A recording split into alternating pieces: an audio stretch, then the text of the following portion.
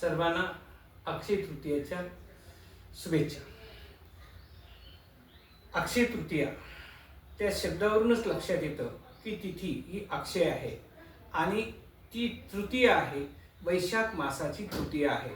आपल्याला माहिती आहे भारतीय कालगणनेमध्ये चैत्र, वैशाख, ज्येष्ठ, आषाढ, श्रावण, भाद्रपद, आश्विन, कार्तिक, मार्गशीर्ष, पौष, माघ, फाल्गुन असे 12 महिने आहेत आणि ह्या 12 महिन्यामध्ये वैशाख हा जो मास आहे त्या मासातली शुद्ध पक्षातली तृतीया ही अक्षय तृतीया असते.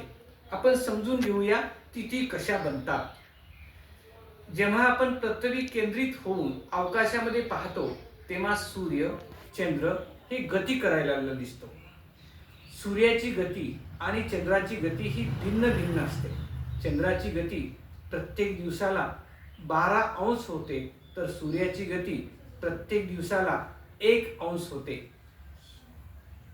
360 अंश गती करण्यासाठी चंद्राला 30 दिवस लागतात आणि ह्या जवळपास 30 दिवसाच्या कालावधीला चांद्रमास असं आपण म्हणतो. एका चांद्रमासामध्ये 2 पक्ष असतात. ज्या पक्षामध्ये चंद्राची कला वाढते त्या पक्षाला शुद्ध पक्ष म्हणतो आणि ज्या पक्षामध्ये चंद्राची कला कमी होते त्याला कृष्ण पक्ष म्हणतो. प्रथमा, द्वितीया, तृतीया, चतुर्थी, पंचमी, षष्ठी, सप्तमी, अष्टमी, नवमी, दशमी, एकादशी, द्वादशी, त्रयोदशी, चतुर्दशी आणि पौर्णिमा किंवा अमावस्या अशा तिथी त्यामध्ये निर्माण झालेल्या असतात. आपण आता ह्या तिथी ज्या आहेत त्या क्षय तिथी काय आहेत आणि अक्षय तिथी काय आहेत याबाबत थोडंसं समजून घेतलं पाहिजे. चंद्र हा प्रत्येक तिथीमध्ये सूर्याचा उदय पाहतोच असं नाही.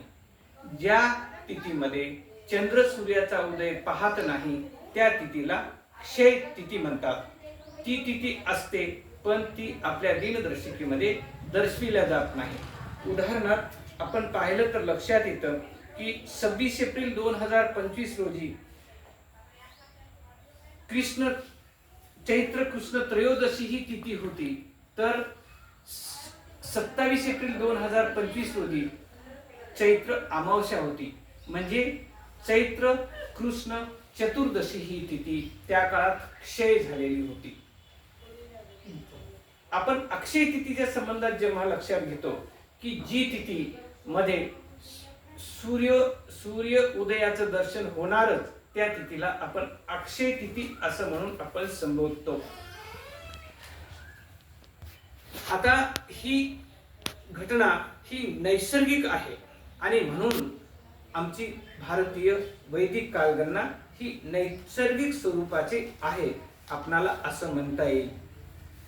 ह्या तिथीचं प्रासंगिकता, ह्या तिथीचं महत्व समाजामध्ये ज्या परंपरा पाहिल्या तर पूर्ण भारतामध्ये दक्षिण पूर्व उत्तर पश्चिम ह्यामध्ये आपल्याला लक्षात येतं पितर श्राद्ध नावाचा प्रकार केला जातो.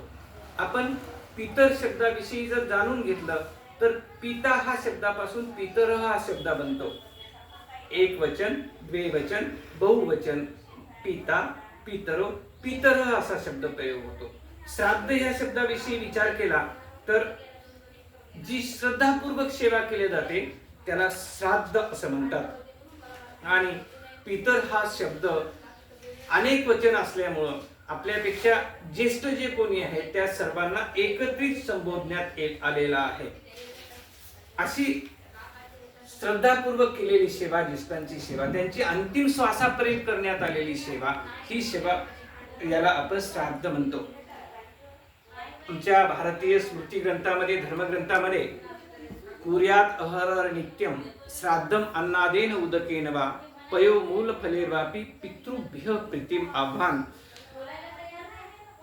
अन्न, जल, उदक, फल, कंदमूल आणि दुग्धजन्य पदार्थ ह्यांना प्रीतीपूर्वक आपल्या ज्येष्ठांना प्रतिदिन देणं, आव्हान करणं यालाच आपण पितृयज्ञ म्हणतो.